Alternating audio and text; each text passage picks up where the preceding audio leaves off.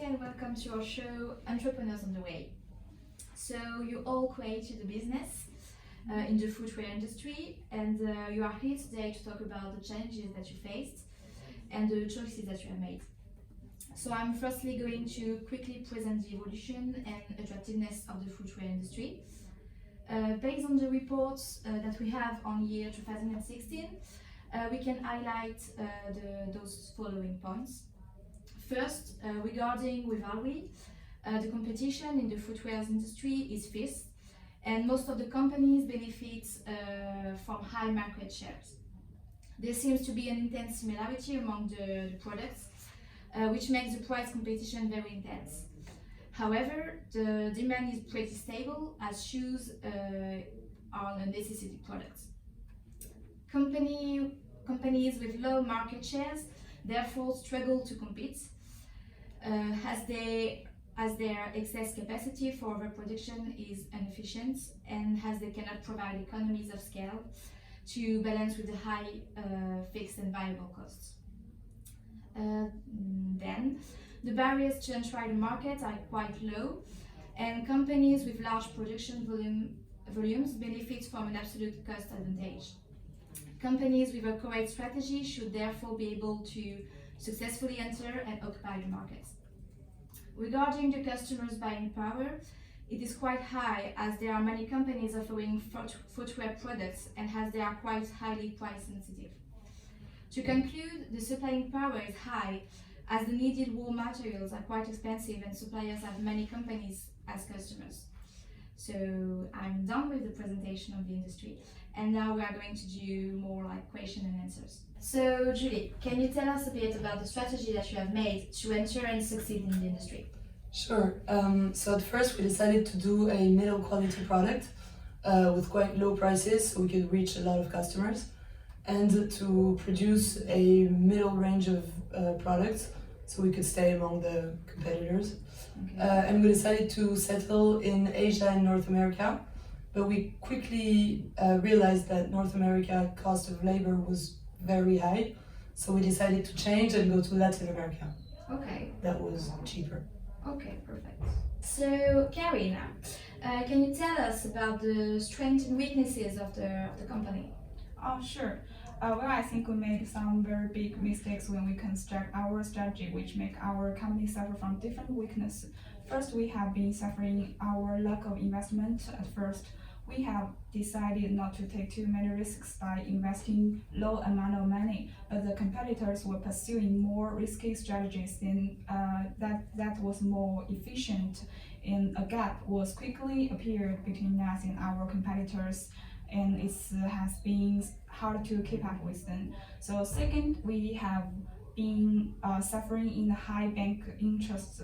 It's like a vicious cycle that we need loans to make profits, but it also results in the extreme high interest rate. It's a long-term process to completely get rid of the low credit image. So before that, we must continue to borrow and use funds to find some chances to get breakthrough.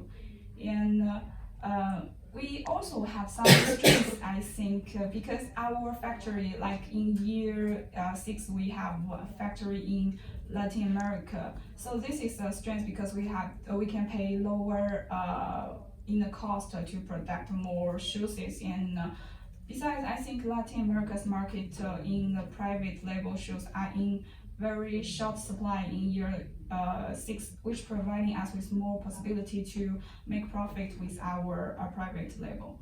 And there is a celebrity appeal that allows us to benefit from extra sales in the market. This is our strength, I think. Okay, perfect. Thank you. So now, Julie, can you explain the deviation between your strategic plan at first and your actual performance? Yeah, of course. So I think most of our deviations came from the fact that our forecast of our competitors' behaviors was pretty inaccurate. So it made we wanted to do mid-range products at a low cost, but finally compared to our competitors, our prices were in the mean and the quality was quite lower than our competitors. Then we had very low expectations compared to our competitors. I think we should have done more highest goals. And then we wanted to be the leaders in Asia and Latin America, but actually our prices were quite higher and our quality was quite lower in Asia, and in Latin America the prices were better than our competitors, but the quality was also very low. And finally we wanted to, so as we wanted to be the leaders but our prices and quality wasn't good, our market shares dropped a lot, and so in Asia we had 9.4% and in Latin America 9.5%, which was very lower than our competitors. Okay, yeah.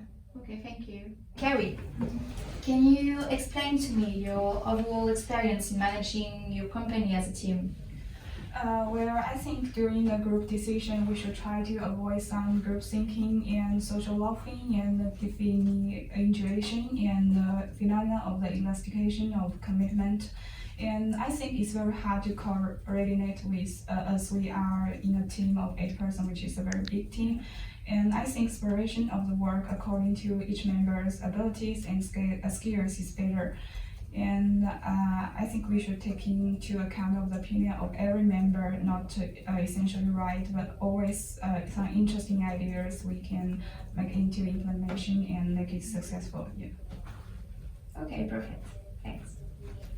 So Thierry, can you give me your overall feedback on the organization of the lecture? Yes, of course. I think we have definitely learned a lot from this lecture and from this game.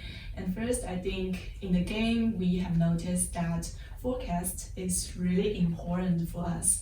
Like first, we need to focus how the industry competition shifts and how the competitors can change their plans, and maybe including their price plans, including the competitors' position, and their willingness to pay for the celebrity, pay for the advertisement, and etc.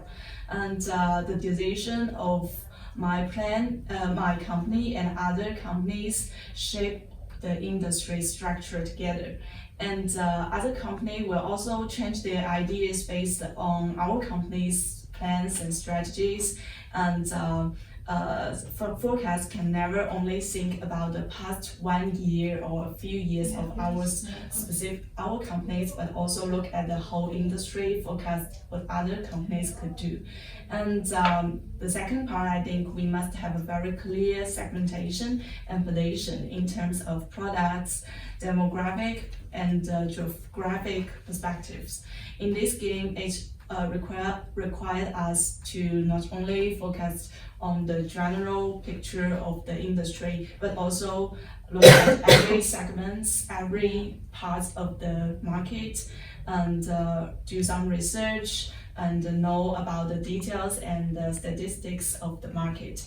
And then the third one, I think, in order to differentiate our products and win the high-end market, we have to be willing to pay for not only for the celebrities, but also for our employees to train them, and our product will then have good quality and have good reputation to attract the high-end customers and the people who are glad to accept the brand premium.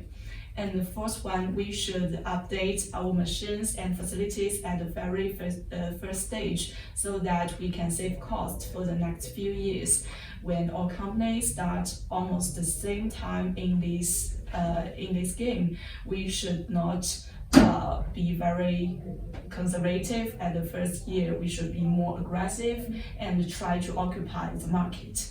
And from the lecture and the course, we think we have learned that long-term strategy is very important for us, and we have to stick on our strategy for the next few years, not change it very quickly. Yes, and we must see how our decision will impose the impact in the following year. We should be concentrate on the long-term profits, not only for the short term.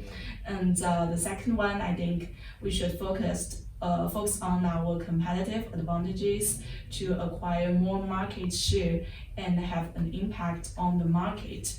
Our weakness should be worked on long term to narrow the gap with the competitors, and we should make better products. So that's all I think. Okay, well, thank you for coming, and we will hear you on the Entrepreneurs on the Way. Thank you very Bye. much. Thank you very much.